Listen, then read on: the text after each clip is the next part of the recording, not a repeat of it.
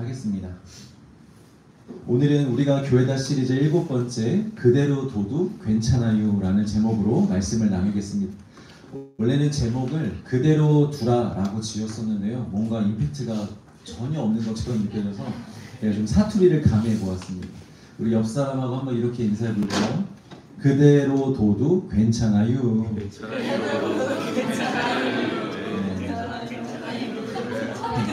괜찮아요. 네, 그만하세요. 네. 뭘 그대로 둬도 괜찮은지 이제부터 말씀을 통해서 좀 살펴보도록 하겠습니다. 먼저 지난주 내용을 잠깐 복습해 볼까요? 에베소서에서 바울이 말하는 교회된 자들의 첫 번째 사명 무엇이었느냐? 복음 전파와 선교가 아니라 교회의 하나됨을 힘써 지키는 것이었습니다. 나가서 복음을 전하기 전에, 나가서 선교를 하기 전에 하나됨을, 하나님께서 하나되게 하신 것을 힘써 지키라고 명령하셨습니다. 이미 하나되게 하신 것이 무엇입니까? 한 성령 안에서 우리 모두 동일하게 받은 부르심입니다. 예수 그리스도의 장성한 분량과 거룩을 향하여 지어져 가는 인생 최고의 목적을 이루어가기 위해 한 몸이요, 한 가족이요, 한 공동체로 부르심을 받았다는 것입니다. 그러니까 서로 다르다고 교회 안에서 서로를 외면하고 멀리하고 분열하지 말고 같은 목적, 같은 표대를 향하여 적극적으로 서로를 용납하고 적극적으로 서로를 사랑하며 계속해서 함께 하기를 힘쓰라는 것입니다. 함께 지어져 가기를 힘쓰라는 것이죠. 자, 여기에 우리 결혼하신 분들도 계시고 이제 앞으로 결혼하실 분들도 계신데요. 앞으로 여러분들이 부부 사이에서 서로의 다름으로 인하여 어려움을 겪으신다 할지라도 여러분 포기하지 마시길 바랍니다. 또 마음으로 감정적으로 멀리하지 마시길 바랍니다. 한 부르심 안에서 한 표대를 향하여 함께 지어져 가기를 힘쓰는 부부들이 되시길 주의 이름으로 축복합니다. 그럼 부부 사이에도요, 이 부르심 가운데 하나로 부르심을 받은 거예요. 이 땅에서 서로 행복하라고, 이 땅에서 잘 살라고 부부로 만나게 해주신 것이 아니라 거룩을 향하여, 그리스도를 향하여 함께 지어져 가라고 부르심을 받은 것입니다. 그런데 여러분, 부부 사이에서 이 부르심이 잃어버리면, 이 하나님의 부르심을 잊어버리면 여러분 부부는 갈 길을 잃어버리는 거예요. 그때부터 부부 사이는 헤맬 수밖에 없는 거예요. 돈이 있어도, 큰 문제가 없어도 뭔가 자꾸 헤매는 그런 상황을 마주하게 되는 겁니다. 여러분, 이 부르심을 지키시길 바랍니다. 이 부르심 가운데 하나됨을 꼭 지키시길 바랍니다. 교회에서도 마찬가지입니다. 분명 우리는 다 다릅니다. 앞으로 더 다른 사람들이 많이 올 것입니다. 그런데 그럴 때마다 시험에 들지 맙시다, 여러분. 지금부터 기도하며 깨어 있으면서 이 말씀을 붙잡읍시다. 교회 안에서 나와 잘 맞는 사람들하고만 교제하고 그들과만 함께하지 말고 어떤 누가 오든지 우리가 그들과 함께할 수 있는 성숙한 크리스천들이 되기를 간절히 소망합니다. 자, 그런데 이렇게 교회 안에는 한 성령 안에서 동일한 부르심을 받은 자들도 있지만 또 한편으로는 같은 부르심을 받지 않은 다른 존재들도 분명히 있다고 말씀하고 있습니다. 사람일 수도 있고요, 가치일 수도 있고요, 문화일 수도 있습니다. 왜냐하면 원수마귀는 사용하는 도구가 다양하기 때문입니다. 사람이라는 도구를 사용해서 가라지를 심기도 하고 또 문화라는 도구를 통하여 가라지를 심기도 하고 여러 가지 도구로 한다라는 거죠. 그리고 오늘 본문 말씀에서 그것들을 가라지라고 명하면서 비유로 설명해 주고 있는데요. 먼저 우리 내용을 살펴보도록 하겠습니다. 먼저 마태복음 13장 24절을 읽어볼까요? 시작! 예수께서 그들 앞에 또 비유를 들어 이르시되 천국은 좋은 씨를 제 앞에 뿌린 사람과 같으니. 우리 사진 하나를 보겠습니다. 오늘 본문의 배경은요, 지금 나오는 그림과 같이 예수님께서 지금 배 위에 올라가셔서 해변가에 있는 사람들에게 복음을 가르쳐 주시고 있는 상황이에요. 예수님은 특별히 이날 여러 가지 비유를 통해 하나님의 나라와 천국에 대해서 설명을 해주고 계셨습니다. 그 중에 하나의 비유가 바로 오늘 본문에 나오는 알곡과 가라지 비유입니다. 천국은 어떤 곳이냐? 제밭에 좋은 씨를 뿌린 사람과 같다고 합니다. 이제 뒤에 37절부터 그에 대한 해석이 나오는데요. 제가 그냥 바로 말씀을 드리면 여기서 밭은 사람과 교회를 포함한 온 세상을 얘기합니다. 주인은 예수 그리스도를 말하고요. 좋은 씨는 천국의 아들들을 의미하는 것입니다. 그러니까 이 세상의 주인이신 예수님께서 이 땅 가운데 당신의 백성들, 하나님의 자녀들을 보내시고 심으신다는 것입니다. 여러분, 우리가 분명히 알아야 할 것은 하나님은 당신의 정확한 계획 아래서 지금 이 시대에, 이 한국에, 이 사회에, 이 가정에, 이 사람들 사이에 정확히 우리를 보내셨다라는 것입니다. 여러분 믿으십니까? 아멘. 우리가 지금 이 자리에 있는 것이, 이 시대 가운데 살아가는 것이, 이 대한민국에서 살아가는 것이 결코 우연이 아니라는 것입니다. 하나님께서 우리를 이곳에 보내셨다라는 거예요. 이 진리를 확실하게 믿어야 하는 이유가 뭐냐면요, 그래야 우리 삶에 주어진 사명을 우리가 깨달을 수 있습니다. 또한 영적인 책임감을 가질 수가 있습니다. 고린도전서 7장 17절 말씀을 같이 읽겠습니다. 시작. 오직 주께서 각 사람에게 나눠주신 대로 하나님이 각 사람을 부르신 그대로 행하라. 내가 모든 교회에서 이와 같이 명하노라. 자, 이렇게 말씀하시면서 밑에 또 어떤 내용을 전하시냐면요, 어떤 사람들은 할례 받는 유대인으로 내가 불렀고 어떤 사람들은 할례를 받지 않는 이방인으로 내가 불렀다. 이거는 결코 우연이 아니라 하나님의 부르심이며 하나님의 뜻이다.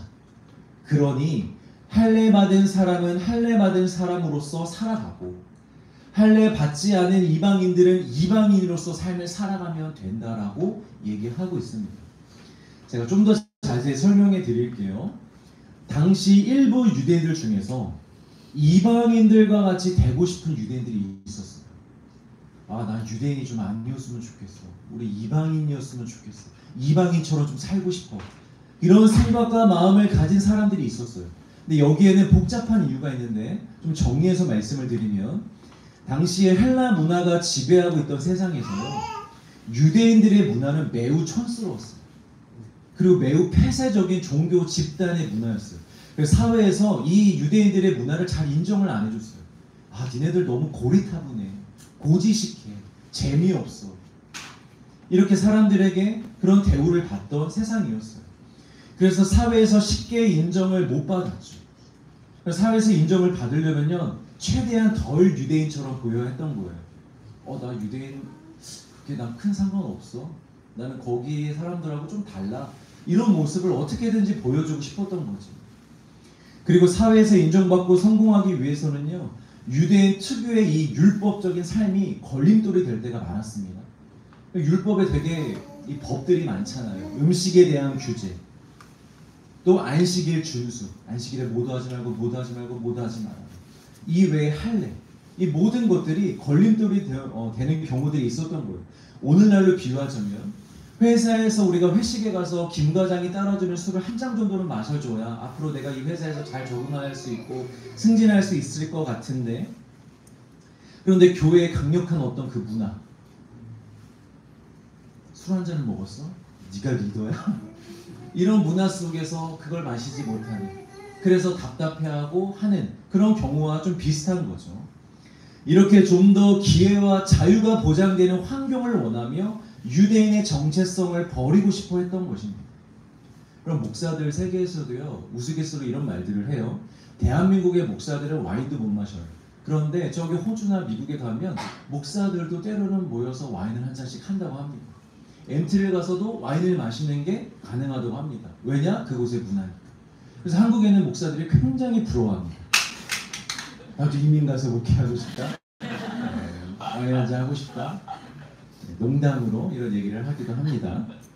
자, 이와는 반대로 이방인들은 또 할례를 받은 유대인들을 부러워했어요.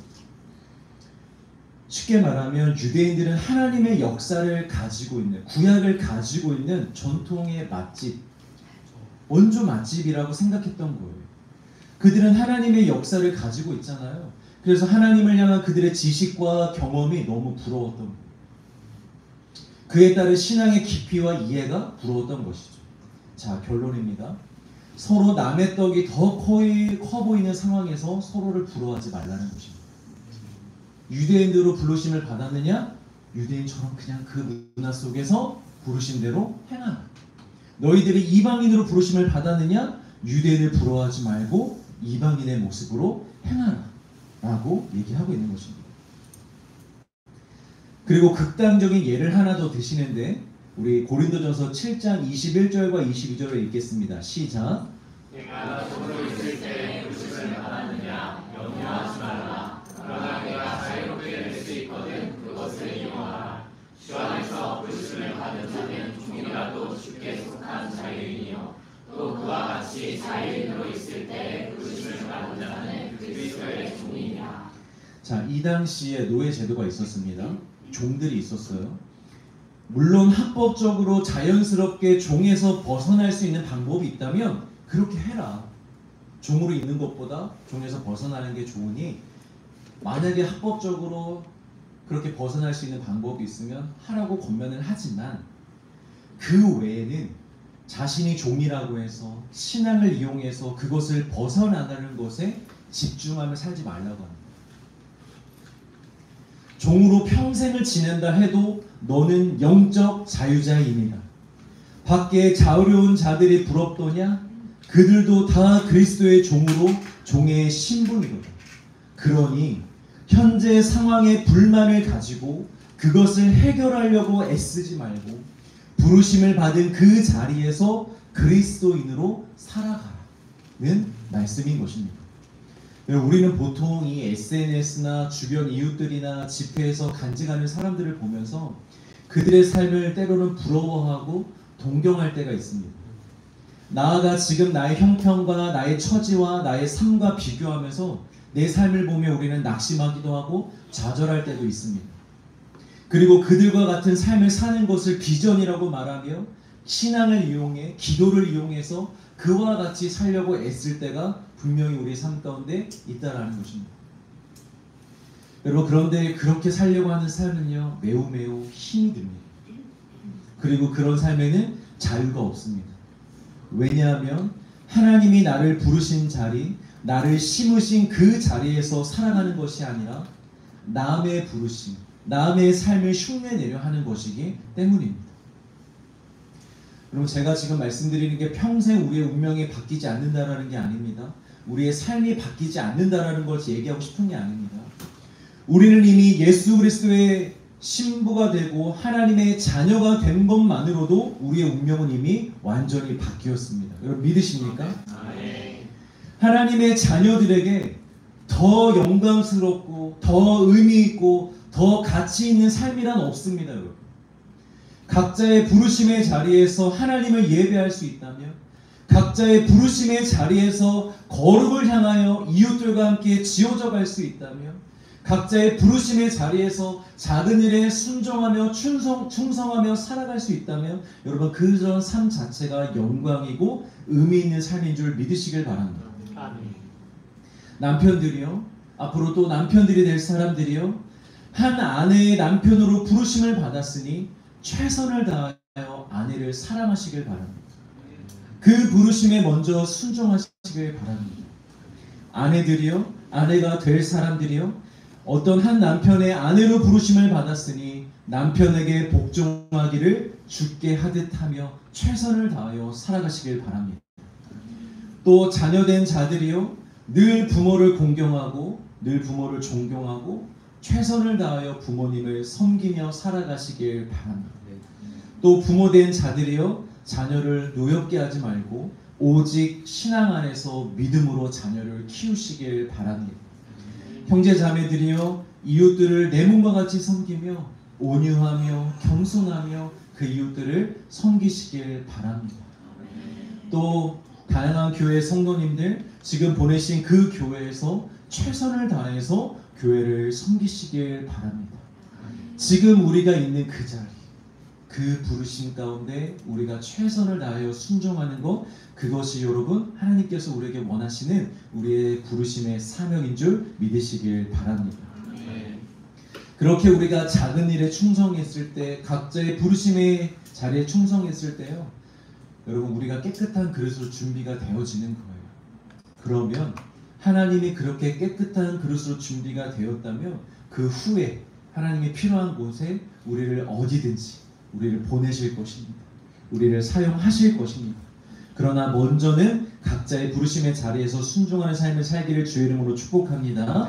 자, 너무 옆길로 많이 샜는데요. 다시 본문으로 돌아옵시다. 하나님이 이렇게 하나님의 사람들을 이 세상의 교회에 심으셨습니다. 그런데 그 이후에 어떤 일이 벌어지느냐? 오늘 본문 25절입니다. 시작. 사람들이 잘 때에 그 원수가 와서 곡식 가운데 가라지를 더 뿌리고 갔더니 누가 뭘 뿌리고 갔대요? 원수가 가라지를 뿌리고 갔다고 합니다. 이 가라지에 대해서 우리가 좀 알아야 됩니다. 사진을 보시면 저기 안에 밀과 보리와 가라지가 있습니다. 여러분들 생김새는 어떻게 보입니까? 비슷해 보이죠? 네. 자, 한번 띄워주세요. 네, 제일 왼쪽 게 밀이고요. 가운데가 가라지고요. 제일 오른쪽이 보리입니다. 딱 보면 본다고 알 수 있는 게 아닙니다. 자, 그런데 가운데 가라지에 집중해 보세요. 저 가라지는요, 곡식이 아니에요. 전혀 먹을 수 없는 독성을 가진 그냥 풀입니다. 아무리 물에 끓인다 할지라도, 아무리 털어낸다 할지라도 사람이 도저히 먹을 수 없는 거예요. 그런데 저걸 먹게 되면요, 위장 장애가 생기고요, 구토가 나고요, 복통이 있다고 합니다. 심할 경우 저것을 먹으면 사람이 죽을 수도 있다고 합니다. 그래서 농부들은 추수 때가 되면 이 가라지를 철저히 걸러내는 작업을 반드시 거쳐야만 했던 것입니다.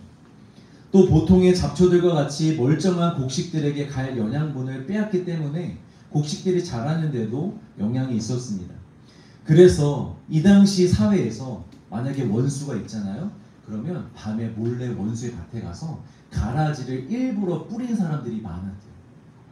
원수를 괴롭히려고. 그래서 실제로 로마법에 의하면 이것을 굉장히 악한 행동으로 간주하고 걸렸을 시에 처벌을 행하는, 그러니까 가라지를 뿌리다가 걸렸을 시에 벌을 받게 하는 그런 법도 있었다고 합니다. 자, 온 세상의 주인 되신 예수님의 원수 사단 마귀가 하는 짓이 바로 이런 짓입니다. 마귀는 여러분 아무데나 가라지를 뿌리지 않습니다. 하나님의 밭, 하나님의 자녀들이 심겨진 곳, 알곡들이 있는 곳에 몰래 가서 가라지를 뿌립니다. 하나님께서 세우시는 하나님의 나라와 교회를 방해하고 그 공동체를 분열시키고 혼란케 하기 위해서 정확히 그 밭에 그 알곡들 사이에 타겟팅하여 뿌린다라는 것입니다. 그래서 여러분 영적으로 민감하고 깨어 있으신 분들은 이것을 분명히 알고 계실 거예요. 이상하게 내가 은혜 받고 결단하고 소망이 넘치고 앞으로 좀 나의 삶을 하나님께 드리려고 하면 그럴 때마다 꼭 고난이 오고 사고가 일어나고 문제가 생기고 시험들이 우리에게 찾아옵니다. 그런데 여러분 이것이 결코 우연이 아니라는 거예요. 결코 우연히 일어나는 일이 아니라는 거예요. 물론 전부는 아니겠지만 뭐 조금만 문제 생기면 또 이 마귀들이 또 이걸 뿌리고 갔어. 다 이렇게 볼 건 아니지만 높은 확률로 마귀가 뿌리는 가라지의 확률이 높다는 것입니다. 예수님이 세우신 교회라 할지라도 예외는 없습니다. 마귀가 그곳에 가라지를 뿌립니다. 교회의 이단들을 심기도 하고요. 교회의 리더인 목회자를 흔들기 위해서, 그 목회자를 넘어뜨리게 하기 위해서 또 사람들을 심기도 하고요. 성도들 사이를 이간질하여 공동체가 흔들리게 하는 가라지들도 심습니다. 또 성도들을 미혹해야 할 돈, 음란, 문화, 권력, 교만 등의 가라지들을요 아주 교묘하게 교회 가운데 심는다라는 거예요. 근데 문제는 무엇이냐? 이것이 처음 심겨질 때 우리가 알 수 없다라는 거죠. 우리가 자고 있을 때, 우리가 인지하지 못할 때 은밀하게 심어진다는 것입니다. 그럼 뭐 목회자를 힘들게 할 사람이 그 가라지가 처음 교회를 등록할 때부터 막 저를 째려보면서 목사님 기대하시죠. 제가 당신을 무너뜨리겠습니다. 뭐 이런 눈으로 저를 째려볼까요? 뭐 성도들을 이간질하려고 심겨진 사람이 처음부터 성도들을 막 욕하고 다닐까요? 들어오자마자? 뭐 신천지들이 맞박에다가 뭐 이만희 짱 이렇게 붙이고 들어오겠습니까?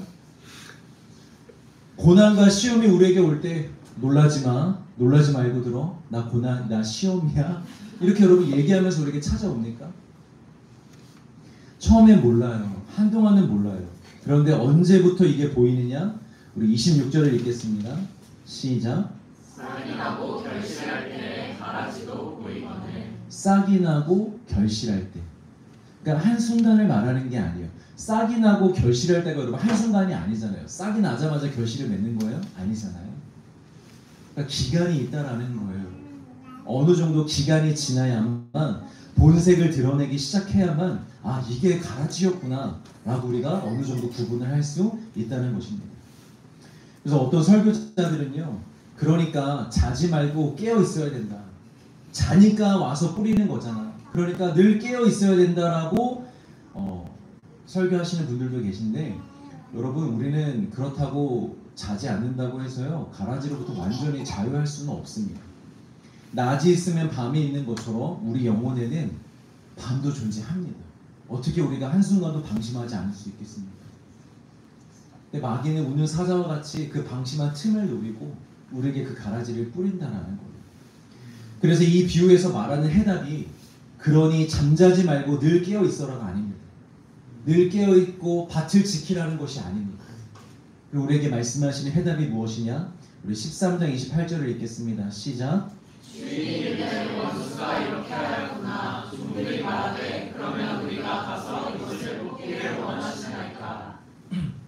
주인님 싹 다 뽑아버릴까요? 아마 이 종이 한국인이지 않을까 하는 넌센스적인 생각을 좀 해봅니다. 너무 급하고 너무 극단적입니다. 가라지를 그냥 싹 다 뽑아버릴까요? 예수님의 제자들 가운데 이와 비슷한 사람들이 있었죠. 야고보와 요한. 예수님이 어느 날 한 마을에 들어가셔서 복음을 전하시는데 그 마을 사람들이 단체로 예수님의 말씀을 받아들이지 않습니다.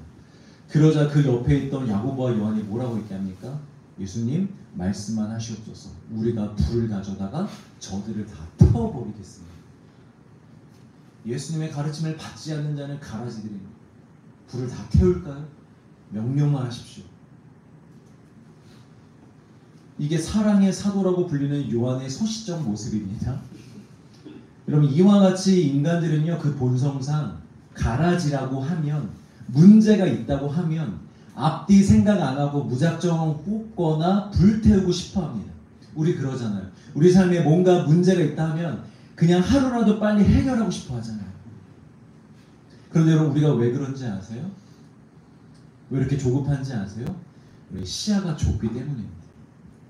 우리는 늘 이 순간만 봅니다. 이 순간만 생각합니다. 내가 지금 고통하고 있는 이 순간, 내가 지금 아파하고 있는 이 순간, 괴로워하고 있는 이 순간만 생각하기 때문에 멀리 보지 못하고 넓게 보지 못합니다. 문제 때문에 사람을 못 보고요. 문제 때문에 영혼을 보지 못합니다. 그래서 우리는 늘 조급합니다. 당장 이걸 뽑아버리고 싶은데, 당장 이 문제를 해결하고 싶은데 바로 해결이 안 되니까 늘 답답한 거예요. 그러나 여러분 주인은 다릅니다. 주인은 한순간이 아니라 우리의 인생 전체를 보십니다. 이것이 주인과 종의 차이고요. 목사와 성도의 차이고요. 리더와 소그룹원들과의 차이입니다. 존재적인 차이를 말하는 게 아니고요. 자리와 책임의 자리를 말하는 거예요. 전체를 봐야 하는 자리, 모두를 책임져야 하는 자리에서는요. 다른 관점으로 볼 수밖에 없다는 것입니다. 그러니 여러분들이 속한 소그룹의 리더들이나 나중에 섬기게 될 그런 부서의 부서장들이나 그런 교회 리더십들의 결정에 내가 생각하는 것보다는 다른, 내가 생각하지 못한 다른 이유가 있을 수도 있겠구나라고 늘 생각해 주시고 신뢰해 주는 성도들이 되시길 주의 이름으로 축복합니다. 왜 이렇게 결정하지? 왜 이렇게 하지? 처음부터 불만을 가지고 건의를 하지 마시고 우선은 한번 신뢰해 주시고 믿어주세요. 분명히 우리의 자리에서 보지 못하는 다른 시선과 다른 중요한 것이 있을 수도 있기 때문이다라는 거죠. 그리고 그 후에 과정과 결과에서 논의해도 여러분 늦지 않습니다. 하나님이 다 지켜주고 계세요. 너무 조급하지 않게 그렇게 할 수 있길 바랍니다. 자, 29절입니다. 시작. 주인이 이르되 가만두라. 가라지를 뽑다가 곡식까지 뽑을까 염려하노라. 그럼 가라지의 뿌리는 곡식의 뿌리와 얽혀 있습니다. 이거는 뿌리의 본성입니다. 뿌리는 최대한 주변 것들을 이용해 그걸 다 휘감아요. 왜? 더 튼튼해지려고. 흙이든 뭐든 다 붙잡는 거예요. 더 튼튼하게 자라기 위해서, 기반을 가지기 위해서. 그래서 이 가라지를 뽑게 되면 적은 양이라 할지라도 반드시 모두 같이 뽑히게 되어 있느냐?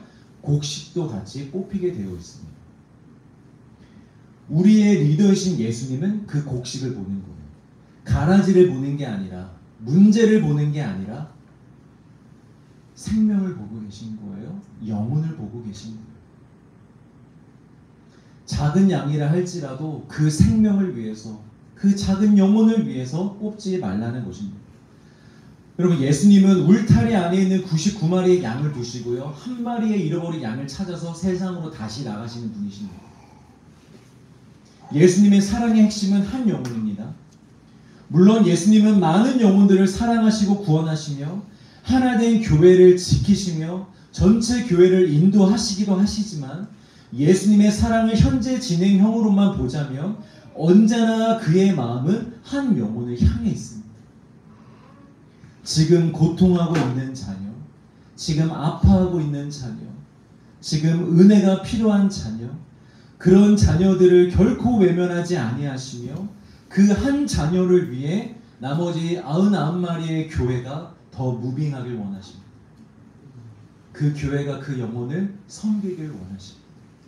그 한 영혼을 위해 99명이 잠깐 불편함이 있더라도, 어려움이 있더라도 그거를 감내내기를 원하십니다. 그게 바로 예수님의 사랑입니다. 여러분, 예를 들어서 교회 안에 어떤 지체가 있습니다. 예를 드는 겁니다. 우리 교회 안에 그런 지체 없습니다, 여러분. 예를 들어서 어떠한 지체가 있는데 교회에 다닌 지 오래되었습니다. 그런데 시간이 지나도 예수님을 진실로 고백하는 고백이 없어 보여요. 그리고 가끔 신앙에 대해서 부정적인 이야기들도 합니다.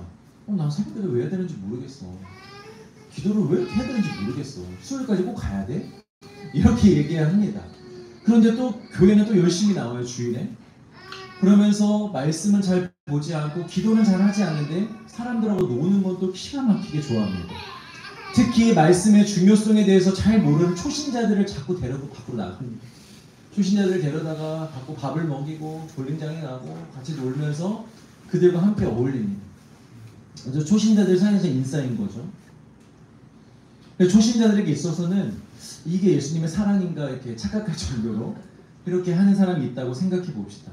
그런데 여러분, 그럴 때 우리 교회가 쟤는 좀 이상해.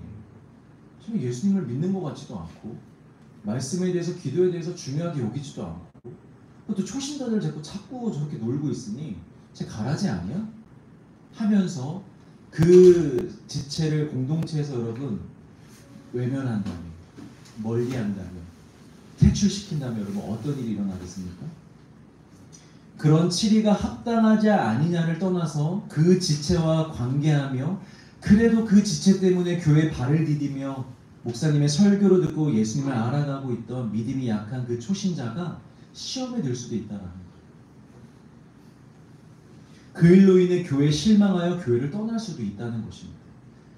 여러분, 이런 일들에 대해서 우리가 너무 쉽게 생각하면 안 됩니다. 우리의 정의감을 가지고 우리는 해야 할 일을 했을 뿐이야, 그 일로 떠나간 사람들이 있으면 그건 어쩔 수 없는 거야 하는 식의 생각은요, 이건 굉장히 위험한 생각입니다. 야고보와 요한과 같이 마을 사람들을 불에 태우는 것과 같은 것입니다. 이 비유에서 가라지들을 다 뽑아버릴까요? 했던 그 종들과 같이 그렇게 행하는 것과 같은 거예요. 여러분, 물론 교회 안에서 음란의 죄를 범하거나 간음을 하거나 사람들을 상대로, 교인들을 상대로 사기를 치는 그런 잘못을 범한 사람들이 있다면, 또 아주 악의를 가지고 의도적으로 잘못된 교리와 진리를 가르치려고 하는 자들이 있다면 반드시 교회가 치리해야겠죠. 그러나 이런 죄가 아니라면 가라지인 것 같아 보인다고 다 뽑아서는 안 된다는 것입니다. 신앙적으로 건강해 보이지 않는다고 판단될지라도 함부로 뽑아서는 안 된다는 거예요. 우리 생각에는 가라지인지 모르면 좀 어쩔 수 없지만 이제 알게 되었는데 그냥 두라고요? 그러면 우리 교회가 무너지지 않을까요? 우리 교회가 괜찮을까요? 라고 생각할 수 있는데 오늘 제목으로 제가 답을 드리겠습니다. 그대로 둬도 괜찮아요. 제 말이 아니라 예수님의 말씀입니다. 그대로 둬도 괜찮습니다. 여기에는 분명한 이유가 있는데 세 가지만 보겠습니다. 첫째, 가라지가 있어도 알곡들을 완벽하게 지키시는 하나님이 계시기 때문입니다. 그럼 만약에 가라지 때문에 정말 알곡에 문제가 생긴다면 왜 안 뽑으시겠습니까?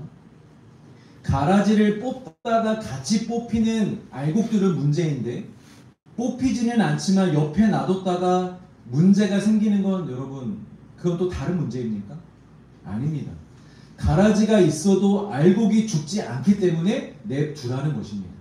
시편 127편 1절입니다. 여호와께서 집을 세우지 아니하시면 세우는 자의 수고가 헛되며 여호와께서 성을 지키지 아니하시면 파수꾼의 깨어 있음이 헛되도다.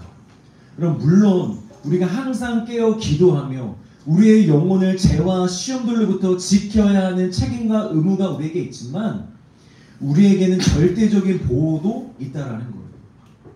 바로 하나님의 보호입니다. 세상이 아무리 교회를 위협한다 해도 여러분 절대 예수님의 교회는 무너뜨릴 수 없습니다. 우리가 교회다 시리즈 앞에서 봤잖아요. 교회가 가진 권세가 무엇입니까? 음부의 권세가 이기지 못하노라. 음부의 권세가 아무리 많은 가라지를 뿌린다 할지라도 여러분 교회를 이기지 못합니다.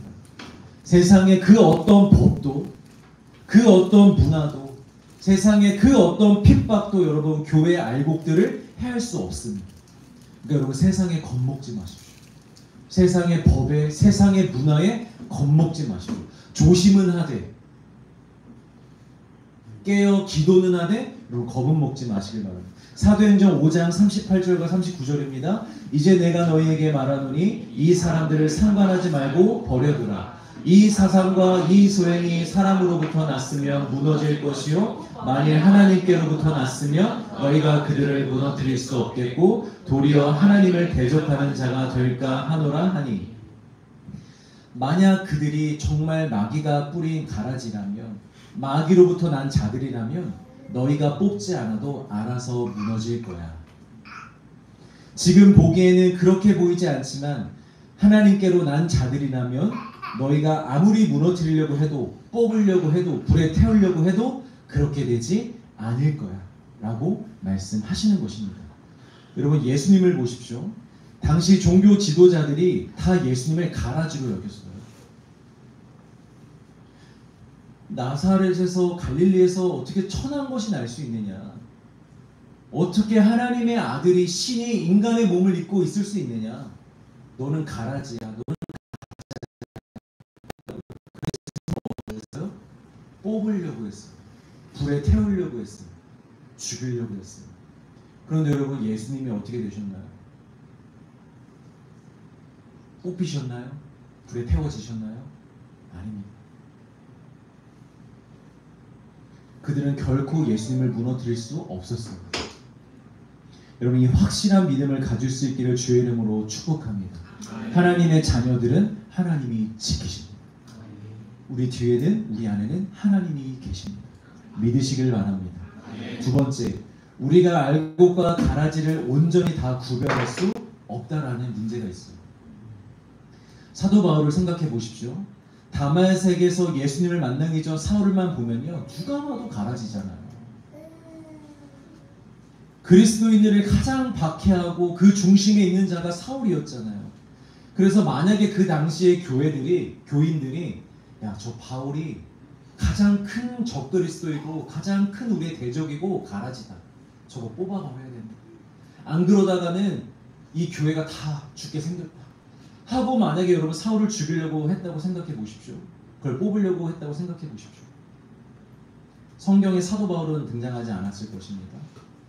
물론 하나님이 지키셨겠지만 상상해 보자. 가라지처럼 보였지만 여러분 사울은요 이미 택함을 받은 알곡이었습니다. 또 이번에 신약 구약에 나오는 사울을 생각해 볼까요? 이스라엘의 사울 왕의 시작은 완벽했습니다.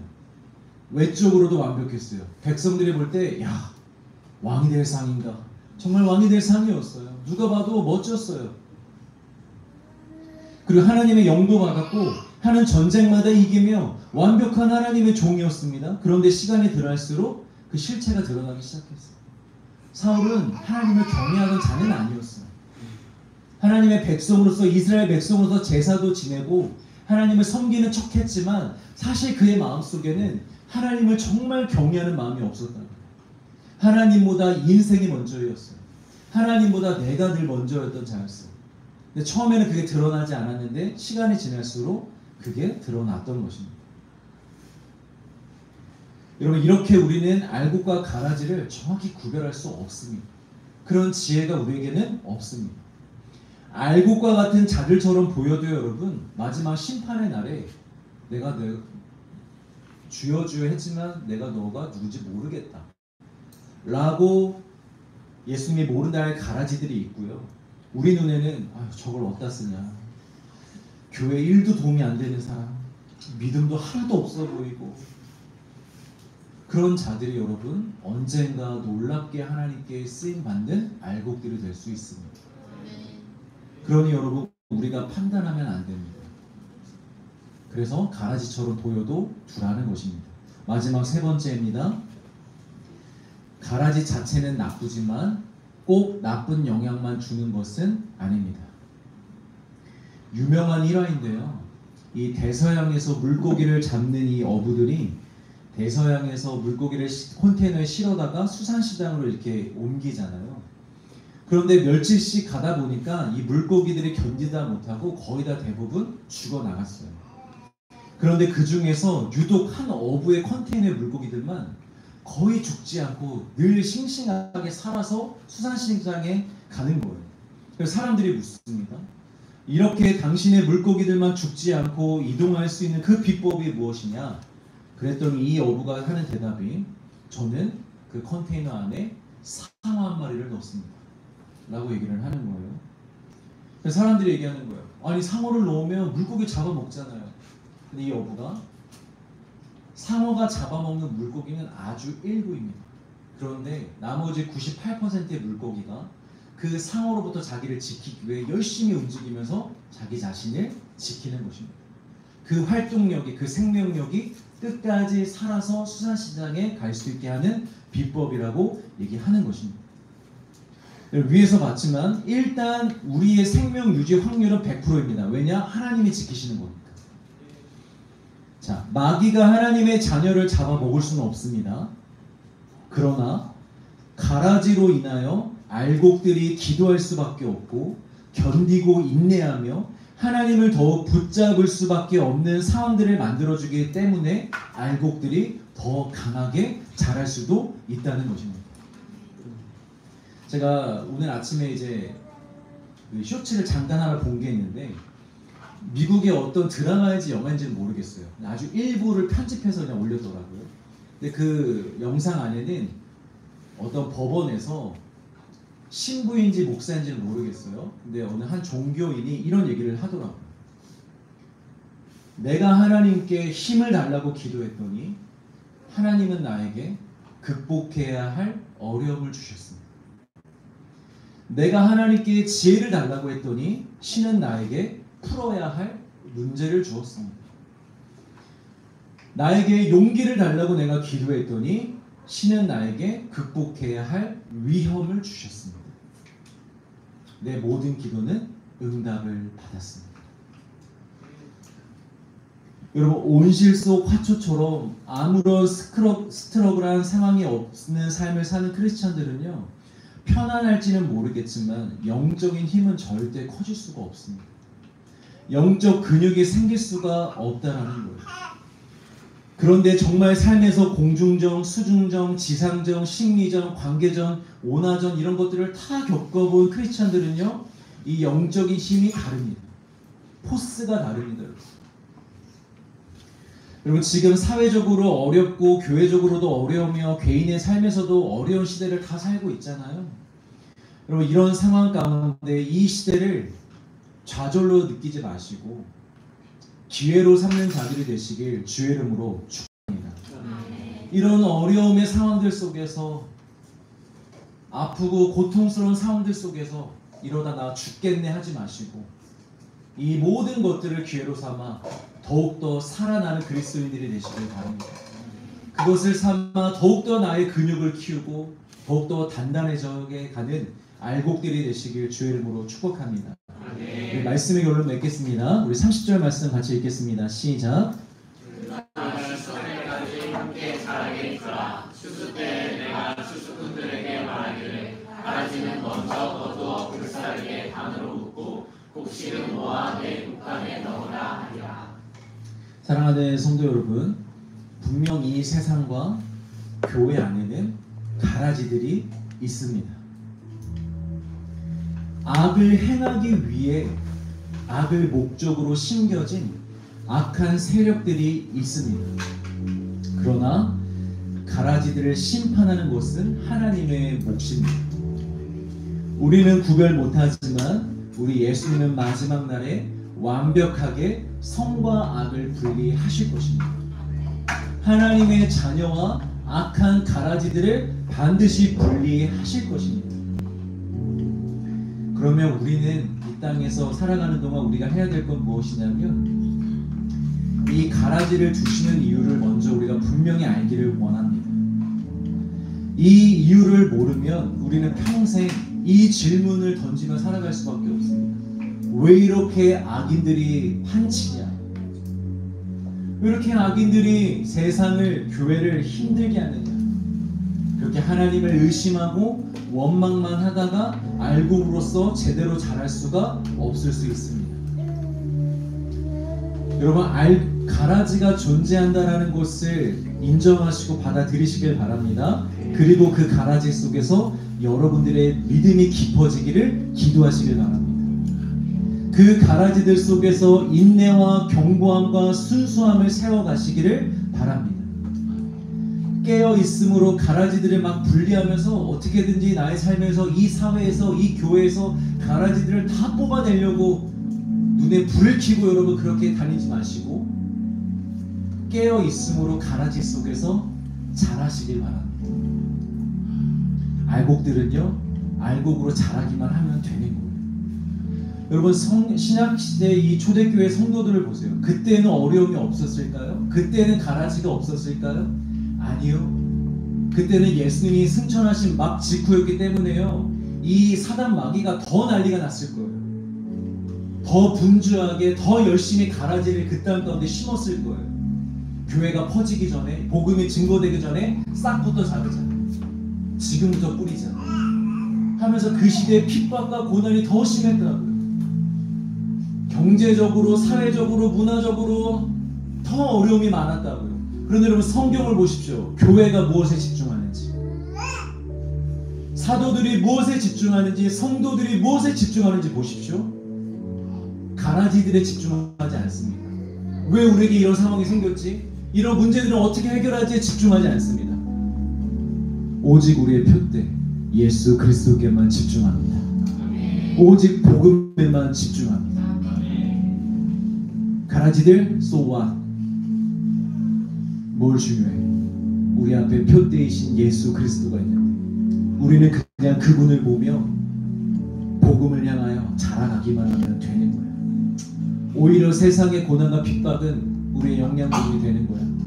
우리가 그것들 속에서 인내하면서 더 예수님을 닮아갈 수 있는 거야. 그러니까 현재의 고난은 괜찮아. 장차 우리에게 올 영광과 비교하면 좋게 비교할 수 없어.